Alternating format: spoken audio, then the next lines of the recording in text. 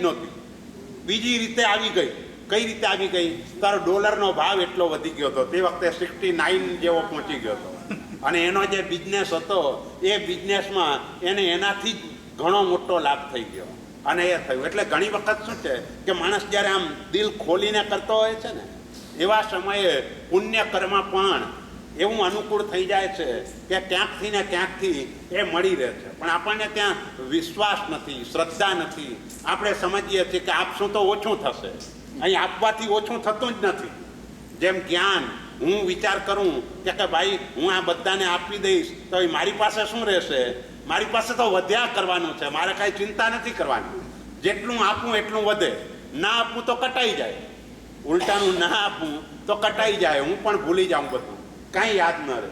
એમ બધી બાબતમાં એવું જ હોય કે તમે આપો એટલે જ્યારે દિલથી આપ્યું એટલે પુણ્ય નિર્મળ પુણ્ય બનવાય.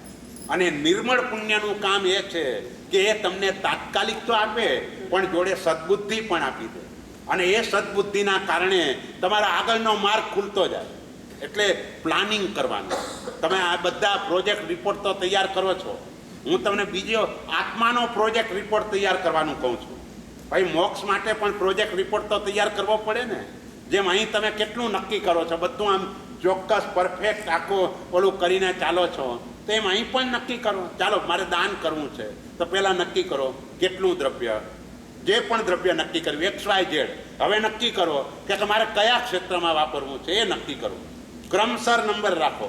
7 ક્ષેત્ર છે, ક્રમ લઈ લો. ભાઈ એક વખતે 1 વર્ષમાં, બીજા વર્ષમાં, ત્રીજા વર્ષમાં, ભલે એકનું જ થાય પણ એકમાં હવે એ શોધો કે ધારો કે મારે સાધુ સાધ્વીજીની ભક્તિ કરવી છે આ વર્ષમાં, તો હવે એ શોધો કે ભાઈ સાધુ સાધ્વીજીની ભક્તિ ક્યાં વધારે સારી રીતે થાય છે, એને શોધ્યા કરો.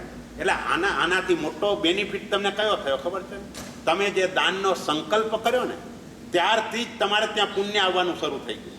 કારણ કે તમે હવે એ પ્લાનિંગમાં લાગી ગયા કે હવે ક્યાં વધારે સારું થાય, ત્યારે હું 10 જગ્યાએ જોવા માટે જાઉં. એટલે બહુમાન ભાવ અને બધું તમારું વધતું ચાલે. એટલે પુણ્ય તમારું પ્રકૃષ્ટ કોટીનું થતું જાય અને એનાથી તમારો લાભ અનેક ગણો વધતો જાય. એટલે આ રીતે નક્કી કરવાનું રીતસર કે ચાલો ભાઈ આ વર્ષની અંદર જેમ આપણે અહીંયા ખર્ચાનું બજેટ કરીએ છીએ કે નહીં, એમ આ બજેટ એક ટાઈપનું કે ચાલો આ વર્ષમાં મારે આટલું સુકૃત કરવું છે. હવે આ સુકૃત આ ક્ષેત્રમાં કરવું છે. પછી જોવા નીકળો ભાઈ આ ક્ષેત્રમાં ઉત્તમમાં ઉત્તમ કયું સ્થાન છે. કોઈ મારે જીર્ણોદ્ધાર આદિ કરવો છે તો કયું તીર્થ એવું છે કે જ્યાં જીર્ણોદ્ધારથી મારા આત્માને વધારે લાભ થાય. એ બધાને યાદ કરીને જોતા જાઓ. એ જગ્યાએ 10 તીર્થની યાત્રાએ કરી આવો અને જોઈ લો કેટલો મોટો લાભ થઈ જાય. એટલે હંમેશા આ પણ પ્લાનિંગથી કરવાનું છે. અહીં શું છે, અહીં ક્યાંય પ્લાનિંગ હોતું જ નથી. લોકો આવ્યા, ઉત્સાહ આવી ગયો, ઘી બોલી ચાલતી હોય એટલે જે પણ લાભ લઈ લીધો. સારું છે, આપણે એને કંઈ વખોડતા નથી, એ પણ કરવા યોગ્ય છે. પણ જ્યારે તમે પ્લાનિંગથી આ કરો એટલે તમારું પુણ્ય એ એકદમ વધારે તીવ્ર રીતે બંધાય અને 7 ક્ષેત્રો તરફનો બહુમાન ભાવ તે વધતો ચાલે. કારણ કે તમે ભલે ગયા, તમારે આ ક્ષેત્રનું કરવું છે તો પણ બીજા ક્ષેત્રો પર નજર જવાની જ છે. કારણ કે તમારો ગોલ એ છે કે ભાઈ બીજા વર્ષે મારે આ કરવાનું છે, ત્રીજા વર્ષે આ કરવાનું છે. એટલે બધે જોતો થઈ જશે. 7 ક્ષેત્રોની દિશાની અંદર એની નજર દોડતી થઈ જશે. કેટલો મોટો લાભ આપણા આત્માને થાય. એટલે એ રીતે નક્કી કરીને ચાલવાનું છે. એટલે દ્રવ્ય અનુકંપા આ છે કે જ્યાં પણ તમે આવો છો ભારતમાં, તમે જુઓ છો કે ઓલા પૂજારીજી તમારા હાથમાં ધૂપની સળી પકડાવે, તમને દીપક હાથમાં આપે. એટલે એનો અર્થ શું કે ભાઈ તમે એને કાંઈક આપશો. એટલે એ દ્રષ્ટિથી એ બિચારો કરતો હોય છે. અને આપણા ધર્મક્ષેત્રોની અંદર તકલીફ એ છે કે આપણે ત્યાં સાધારણમાં ત્રોટો છે. એટલે બધાના પગારો પણ બહુ ઓછા છે. એટલે બધા પાસેથી એને અપેક્ષા રહ્યા કરે. પણ તેમ છતાંય આપણે એને આપીએ તો લાભ શું થવાનો છે?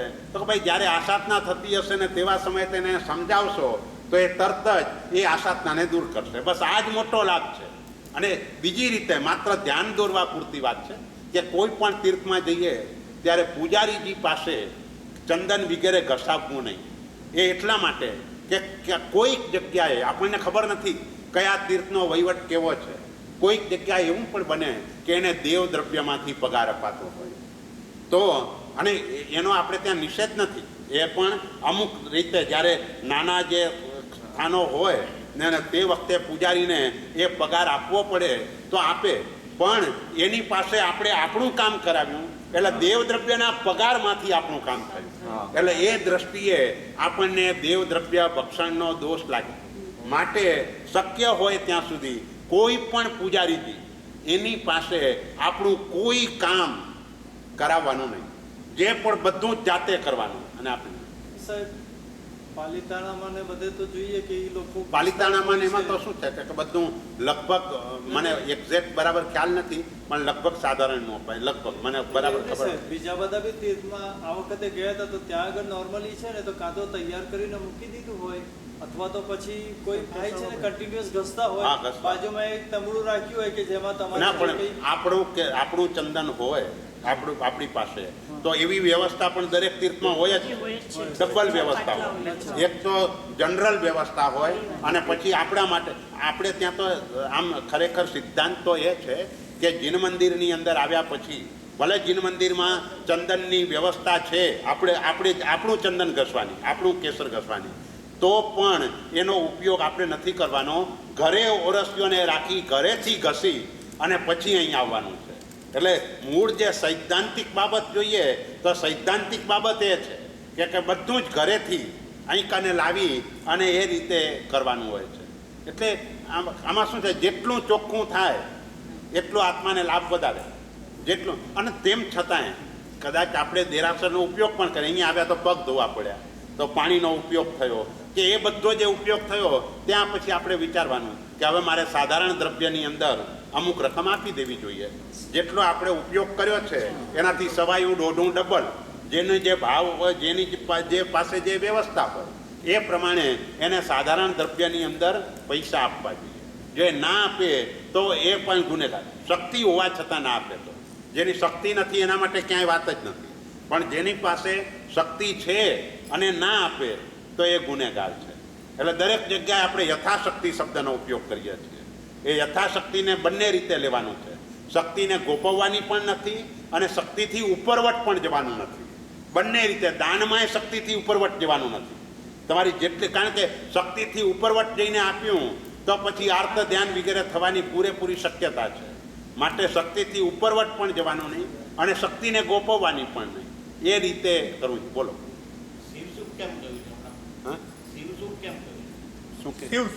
હા, શિવ સુખ એટલે મોક્ષનું સુખ.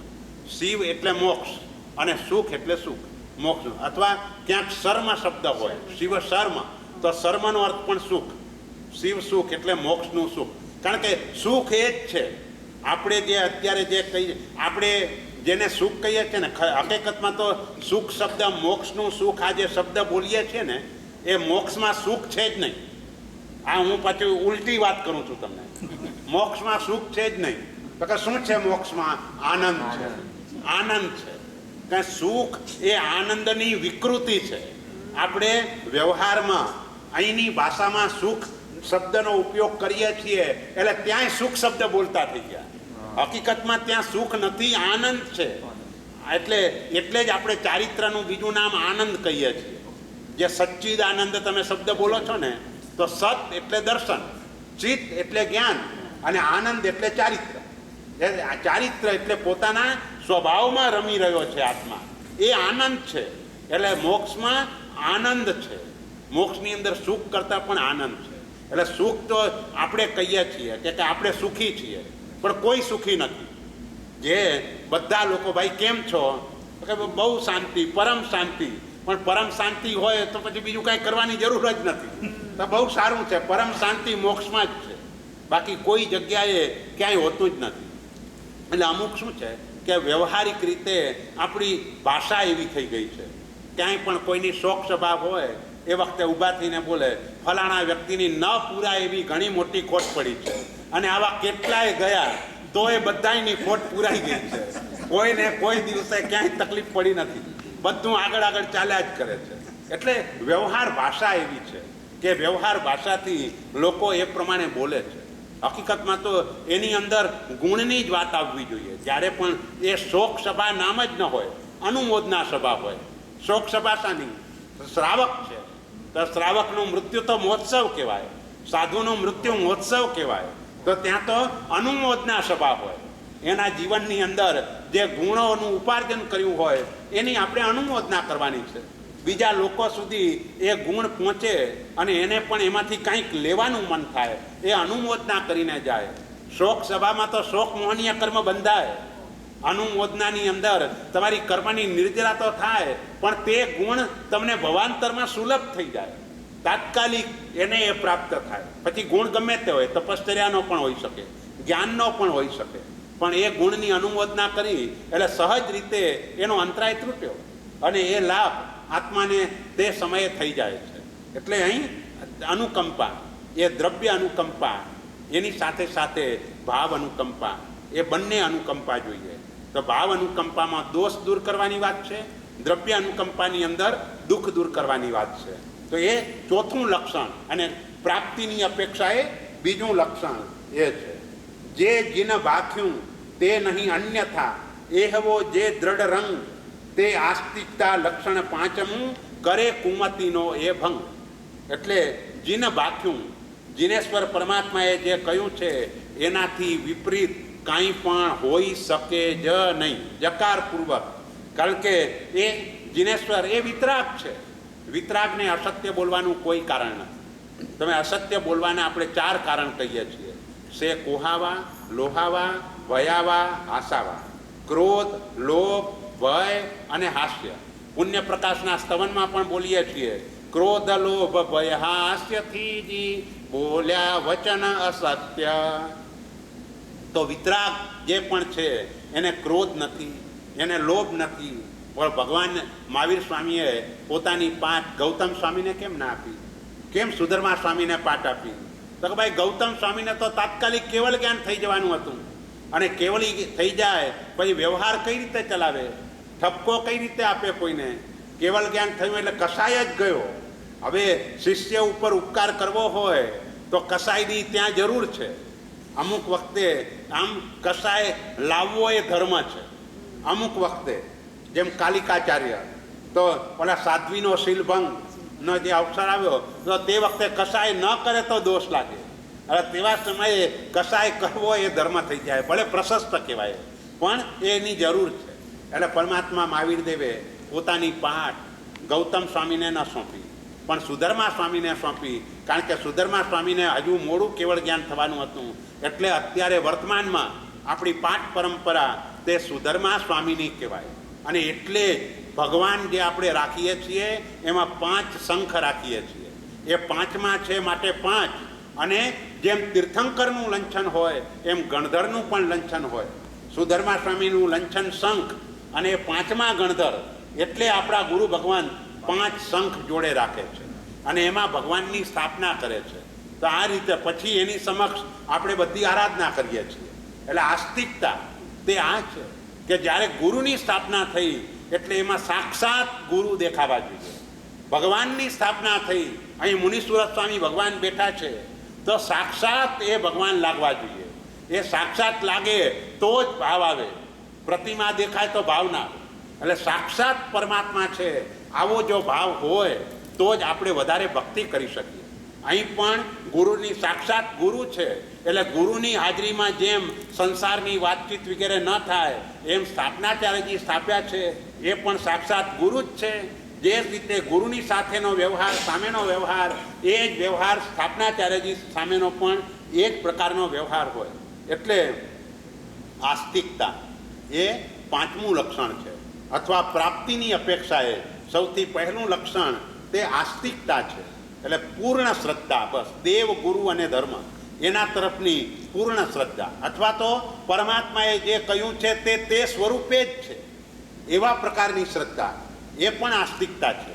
યથાર્થ, એને યથાર્થ શબ્દ કહેવાય. યથાર્થ એટલે જેવું જોયું છે તેવી જ પ્રરૂપણા કરનારા આપણા પરમાત્મા છે. એને ક્રોધ નથી, એને લોભ નથી, એને ભય નથી. કારણ કે કોઈ વખતે ડરના કારણે પણ માણસ જૂઠું બોલે છે, તો ભય પણ નથી. અને હાસ્ય એટલે ઠઠ્ઠા મસ્કરી. હાસ્ય એટલે અહીંયા ઠઠ્ઠા મસ્કરી. જો બીજા હાસ્યની વાત જુદી છે, જે આપણે જે નિર્દોષ હાસ્યની વાત કરીએ છીએ એ નિર્દોષ હાસ્યમાં વાંધો નથી, પણ નિર્દોષ હાસ્ય બહુ ઓછું જોવા મળે છે. અને એનું કારણ એ છે કે નિર્દોષ હાસ્ય તેનું જ હોય કે જેનો કર્મમળ ઓછો થયો હોય. એના મુખ ઉપર જ નિર્દોષ હાસ્ય જોવા મળે. બાકીના બધાએ હસવા માટે લાફિંગ ક્લાસ ભરવા પડે કે હાસ્યની સિરિયલો જોવી પડે ત્યારે એને હસવું આવે, એમને એમ હસવું ના આવે. એટલે જે નિર્દોષ હાસ્ય જે છે એ નિર્દોષ હાસ્ય એ ગુણ છે. મહાપુરુષો એનું હંમેશા નિર્દોષ હાસ્ય હોય અને એ કોઈ પણ વંદન વગેરે માટે આવ્યો હોય અને એના જોડે થોડું સ્મિત કર્યું એટલા માત્રથી સામેની વ્યક્તિ ધર્મ પામી જાય. હા, ગુરુ મહારાજ એને મારી સામે જોયું, એને મારી સાથે હરતે જોયું, આંખમાં આંખ મિલાવી એટલે કેટલો એને આનંદ થઈ જાય. એટલે એ નિર્દોષ હાસ્યનો આ પ્રભાવ છે. જ્યારે સહજમળ રાસ જેને કહેવાય, કર્મમળ સહજ રીતે ઓછો થઈ ગયો હોય ત્યારે જ આવું હાસ્ય જોવા મળે. એટલે જ્યાં પણ આપણને નિર્દોષ હાસ્ય જોવા મળે ત્યાં સમજવાનું, શ્રાવકમાં પણ કોઈ એવો જોવા મળે તો સમજવાનું કે એનો કર્મમળ ઓછો છે, એ અલ્પ ભવોની અંદર મોક્ષે જવાનો છે, માટે જ એ નિર્દોષ રીતે આવું એ રેલી શકે છે. બાકી તો શું છે, સંસારની અવસ્થા જ એવી છે કે એની અંદર માણસ સતત ટેન્શનમાં જ રહ્યા કરે છે. એક સાધુ જીવન જ એવું છે કે નો ટેન્શન, કોઈ જાતનું ટેન્શન જ નહીં. એ એક જ માત્ર એ જ અવસ્થા છે. બાકી શ્રાવક શ્રાવિકા કે કોઈ પણ સંસારી જીવો હોય એને કોઈને કોઈ જાતનું ટેન્શન એ સતત રહ્યા જ કરતું હોય છે. એટલે આ રીતે સમ્યક દર્શનના 5 લક્ષણમાં ફરીથી સૌથી પહેલી આસ્તિકતા આવે, પછી અનુકંપા, નિર્વેદ એટલે સંસાર ઉપરનો કંટાળો, ત્યાર પછી મોક્ષ તરફનો રાગ, પછી મોક્ષ સિવાય કાંઈ ન ગમે. મોક્ષ સિવાય બીજું કાંઈ એની અપેક્ષા જ ન હોય. ભલે આજુબાજુમાં એનાથી ગમે તેટલા સુખ સાહેબીવાળા લોકો હોય પણ એને તો હવે એ જ જોઈએ છે. અને કશાય રહિત અવસ્થા એટલે ઉપસમ ભાવ. આ 5 લક્ષણો સમ્યક દર્શનના છે. એટલે 8મી ઢાળ આપણે જોઈ, પછી અવસરે આપણે જોઈશું. પછી બીજી વખતે આ આપણો સજ્જાય છે, જેમ ત્યાં જ્ઞાનસારનો સ્વાધ્યાય ચાલુ છે એવી રીતે અહીં આપણે આ સ્વાધ્યાય ચાલુ રાખીશું. પરમાત્માની આજ્ઞાવૃત બોલાવી તો મિચ્છામિ દુક્કડમ. અને કોઈને પણ પરમાત્માની વાણીનો પ્રકાશ કરતાં કોઈના મનની અંદર પણ કાંઈ દુર્ભાવ ઊભો થયો હોય કે કોઈને એમ લાગ્યું હોય કે ભાઈ આ તો મને કહે છે, આવો કોઈ આશય હોતો નથી. સહજ રીતે જ આપણે આ બધી વાતો કરતા હોઈએ છીએ, પણ તેમ છતાંય કોઈને પણ મનની અંદર આવો કાંઈ પણ દુઃખ લાગ્યું હોય તો એ બાબતમાં પણ મિચ્છામિ. શિવમસ્તુ સર્વ જગત પરહિત નિરતા ભવન્તુ દોષઃ પ્રયાન્તુ નાશં સર્વત્ર સુખી ભવન્તુ લોક. બોલો શ્રી મુનિ સુરત સ્વામી. બેસજો બધા.